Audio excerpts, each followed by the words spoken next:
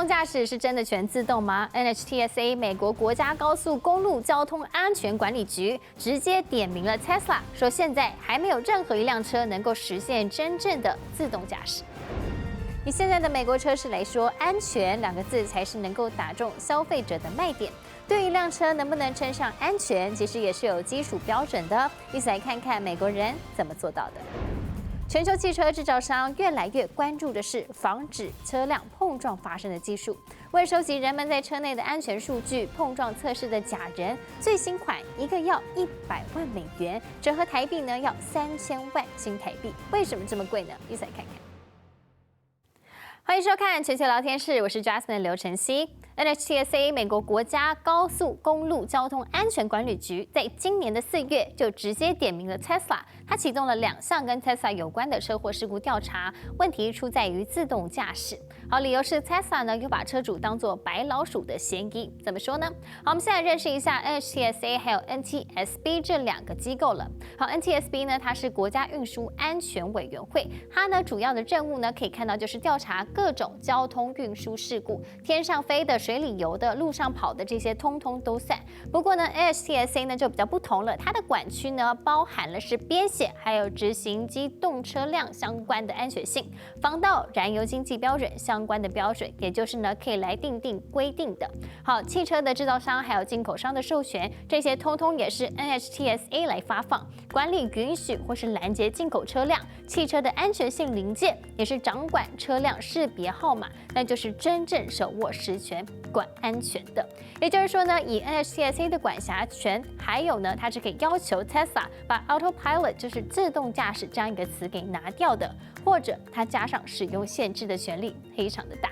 NHTSA 呢一直在公开的提醒，现在还没有任何一辆车能够实现真正的自动驾驶，所以大家呢就不要想太多了，开车还是要按照规定就是了。关于自动驾驶的定义是会直接影响到行车安全的。过去好多的消费者呢，可能是先想，哇，这车子够不够帅，所以呢都是买回来之后，因为遭遇了一些状况，才考虑到安全的问题。不过现在的美国车市来说，安全这2个字呢，才能够真正的打中消费者。不过一辆车到底能不能称得上安全，也是有确实的标准的。我们一起看看美国人怎么做到。从前大家买车的时候都是先看外形好不好看，再来想关于安全的事，但现在就不是这样喽。In the 70s, there was this notion among the auto industry that safety didn't sell, right? That consumers weren't really interested in this car's safer than that car. What they were interested in is this car looks cooler than that car, and this car's faster than that car. 安全2个字已经成为主要卖点，于是各大车厂也乐得宣传他们的安全平等，发表各种报告，证明自己的车最安全了。因为估计到了2025年，像是10架最热门的自动驾驶辅助系统，可以包括直接面向安全的功能，预计将占据大约670亿美元的市场。光是自动刹车这一项的市场价值就可能高达200亿美元。回顾车厂毛起来卖车辆安全这个题目呢，最早可以追溯到很早年的美国车市场。第一个安全带专利是纽约市一个名叫爱德华·克莱洪的人在1885年申请的。美国第一部全州交通法1901年在康乃狄克州通过，它规定城市速限每小时12英里，乡村速限每小时15英里。3项停车灯是在1930年代推出的哦，3项停车灯指的就是红绿灯啦。至于安全气囊的开发，则是在1950年代初期。有供给就代表有需求啊，因为在20世纪初的美国，汽车才刚开始上路就发生一堆车祸，驾驶和行人的死亡人数从1915年的6600人暴增至1925年的21900人，所以几乎是整个1920年代汽车制造商都在想办法改变他们的汽车设计，希望能够改善这一连串的问题。所以也难怪咯，在20世纪早期到中期的大部分时间里，安全2字并不是买卖车子的重点。1960年代后期，联邦政府成立了许多新机构，制定安全标准，调查车祸以及与驾驶和交通安全相关的一系列其他活动。Then in 1977, when Jimmy Carter got elected, I was asked to head the National Highway Traffic Safety Administration. So I'd had, a good 10 years of experience by that time, and more than most anybody else in America at my level. And So I did that for 4 years. Very controversial. I issued a lot of standards, including the airbag rule, and started working on side impact protection and made the auto industry recall tens of millions of cars. They hated me for it. They nicknamed me the Dragon Lady. 与行车安全最有直接关系的就是安全带了。1968年，联邦规定在美国销售的所有汽车都必须配备安全带。1984年，纽约州成为第一个以法律要求乘客必须系上安全带的州。到了1994年，全美国安全带的使用率为58%。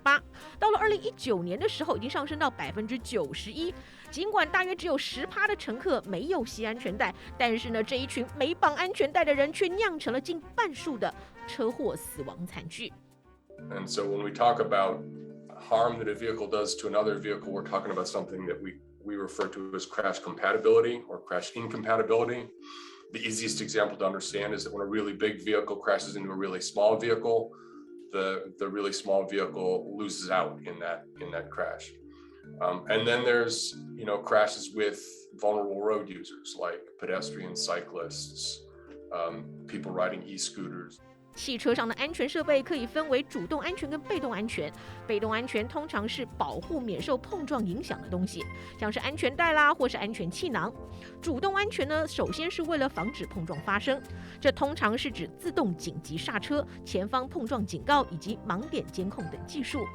正所谓一物克一物，任何汽车制造商最害怕的就是美国国家公路交通安全管理局，因为它可以宣布召回任何对安全构成不合理风险的汽车。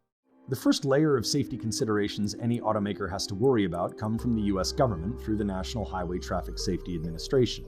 NHTSA performs several tasks. First, it creates the Federal Motor Vehicle Safety Standards. These are the basic standards every vehicle in the U.S. must adhere to.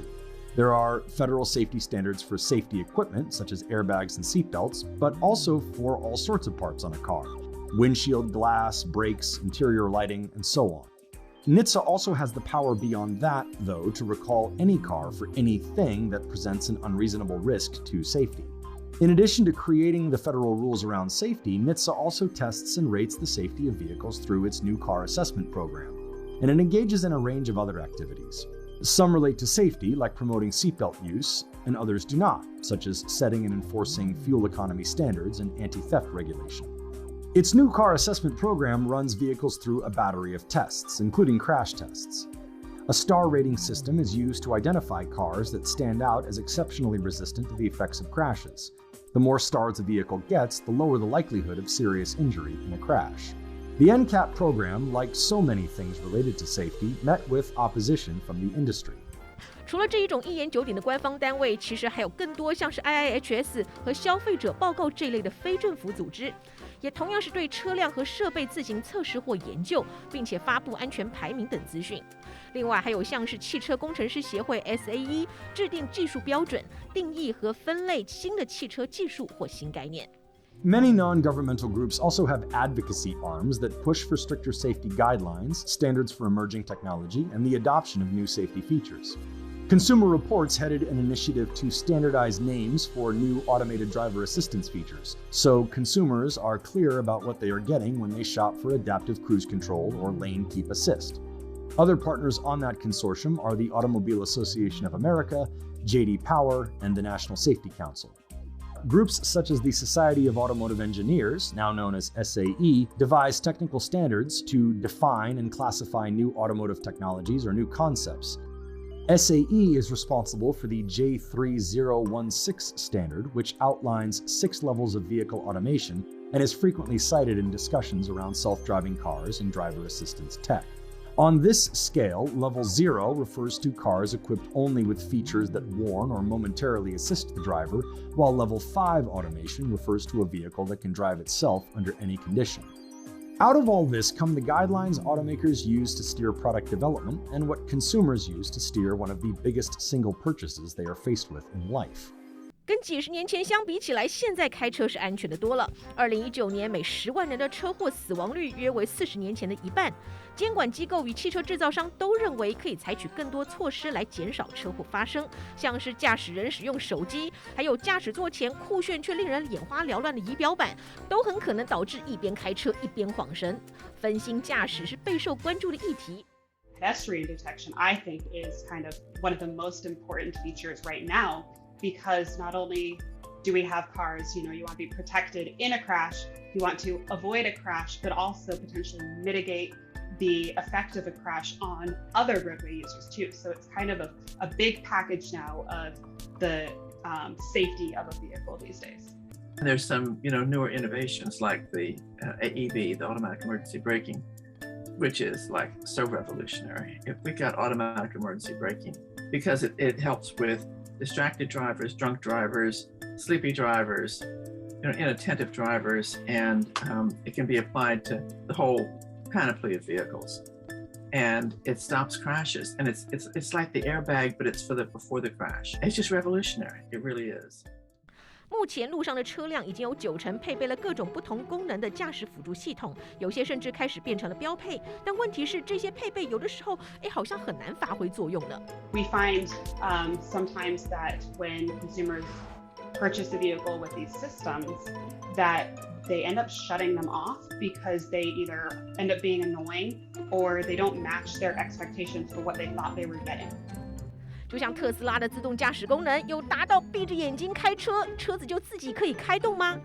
驾驶人是不是真的知道那个功能到底算不算是真正的自动驾驶呢？而那个功能又该怎么使用呢？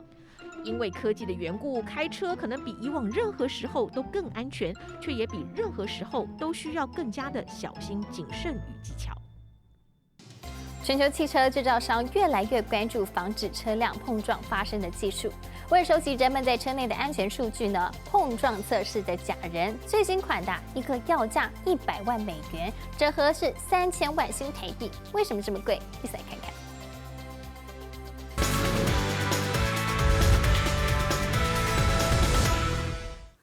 欢迎回到全球聊天室。刚刚我们讲到了全球各地的汽车制造商呢，其实越来越关注的是防止车辆碰撞发生的技术了。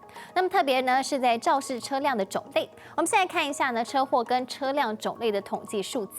现在看的这是美国的部分，在2019年小客车的部分呢，还有小货车，它们呢是车辆撞击最大宗的2项。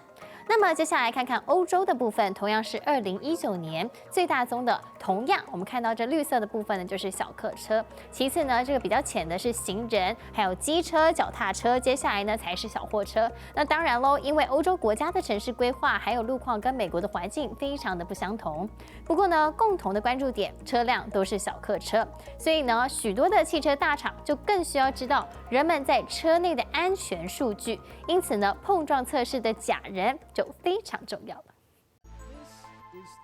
这不是一般在百货公司橱窗里的假人模特儿哦，他是雷神，是碰撞测试假人。他的身价要100万美元，因为他的身上装了很多高科技的感应器，还有个先进的数据储存系统。但有个问题耶，就是假人的体型大多被做成男性。We are 51% of the drivers, but nothing in this car's safety is really geared towards us. So none of our injuries are being accounted for. We are 17 to 19% more likely to die in the same accident as a man, and 73% more likely to be injured. And that's because we're not testing for a woman. 跟安全带一样，碰撞测试假人是汽车行业参考航空业的概念。大约1950年，一位名叫奥德森的发明家创造了第一个已知的假人。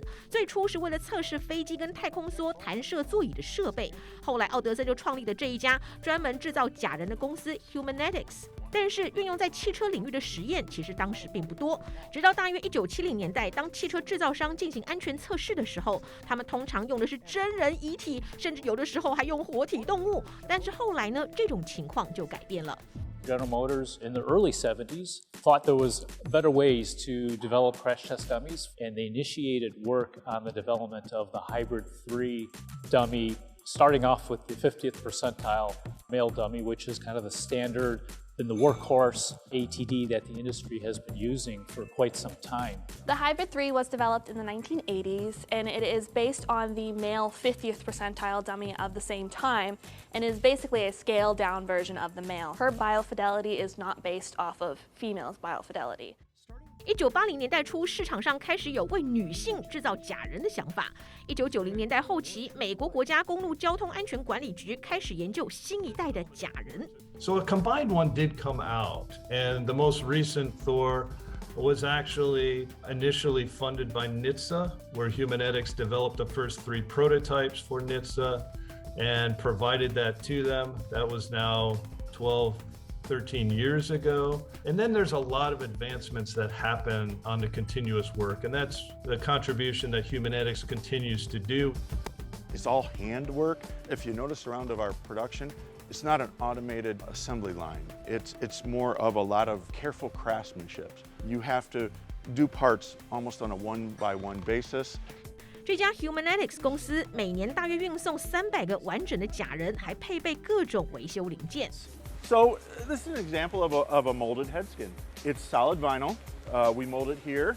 It hasn't been trimmed up and finished, but what it does is it actually goes over an aluminum skull. The dummy has a hard skull, and it has a flesh that goes around the skull to try to mimic a little bit of the head of an actual person. We raise these pendulums and we let them swing, and they swing into the thorax of the dummy.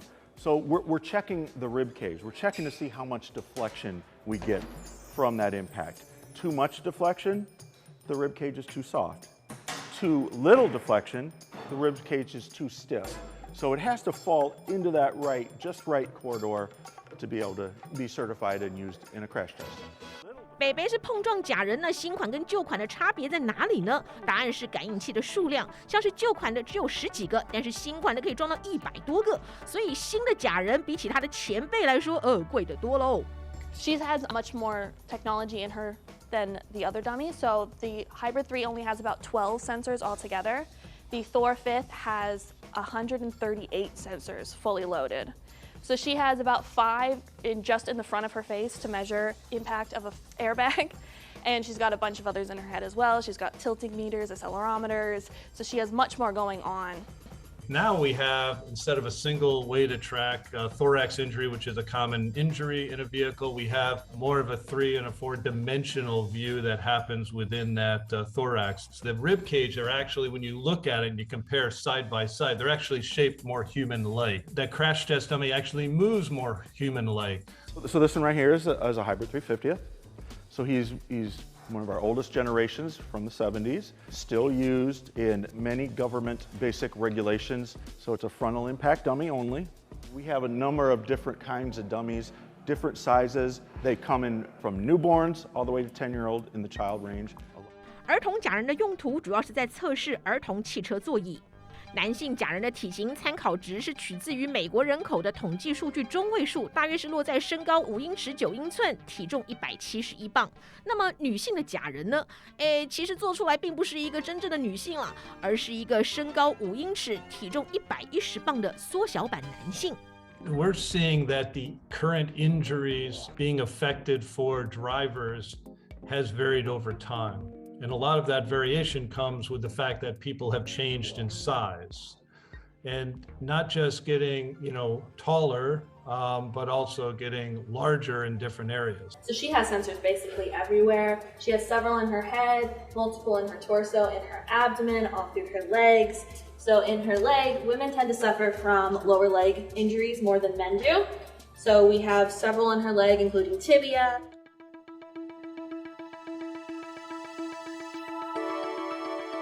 Humanetics 假人的价格呢，从大约10万美元的精简版配备旧型号，到大约100万美元的最新雷神模型型号都有。开发防撞假人的机构还包括了汽车制造商，像是Nhtsa、本田就养了50个碰撞测试假人。由保险业资助的非营利组织公路安全保险协会也经常仰赖假人碰撞测试的结果，发表有关于车辆安全的报告，影响了消费者在购车时所做的选择。Essentially, you need a rule maker, be it in Europe or the US or in Japan or China, to set the rules, to set the guidelines to say, we need to test for these different variable populations. The Thor 50th is already part of the European NCAP since 2020. It's now part of the China NCAP. It's part of the Japan NCAP. And we're hoping that Nhtsa will adopt it here. They have said for the last 5 years they will be adopting it, and we expect it to be adopted in the near future. Any given development, any given project that we're working on, we can run up to 70, 80 full-scale crash tests. We do full range of front crash, side crash, rear crash, component level like whiplash testing. The information that these new dummies give us with all of the sensors and all of the, the rotational sensors and the different deflection areas that the old dummies didn't have, again, is very valuable for us because we can get into the details. We've done a lot of work on studying the repeatability, the reliability, the durability of these dummies. And from a manufacturer standpoint, that's huge because we're down into the millimeters of design changes sometimes. So we want to make sure that that tool, that dummy, is always repeatable. And no matter what we do, anything we change, we know it's because of a countermeasure and not because of some instability that the dummy's given us. Well, I think there's always going to be, some questions when you're changing tools. It's a process of when do we decide to improve the technology that we have? If we try and wait for the perfect tool, time goes on, and we're losing the opportunity to provide some additional benefit for our customers. It's a healthy discussion to understand where are there maybe some gaps or some areas of improvement. But we've been working, and researchers have been working on the Thor dummy series for quite a long time. The biggest challenge we have, quite frankly, is the slow timing that it takes to get a new product into the marketplace. We can change technology in a car from 1 year to the other. We now have hundreds of computers on board a vehicle, and yet the test device for which we're measuring those advanced technologies is actually 45 years old. And that's really concerning. So we have to think of a faster way that governments can act, because if the government's not going to mandate it, then it's not going to happen. 但是光有车祸假人还不够，最重要的是如何把这些测试的数据结果真正落实运用在各种驾驶安全的配备以及道路安全的立法，才能够把行的安全配套得更加完善。好，现在驾驶们越来越注意安全了。关于车辆的安全科技，最近还有一些新的发展，尤其是关于扩增实境 AR 的运用。等一下，我们一起来看一下是什么样的科技新品。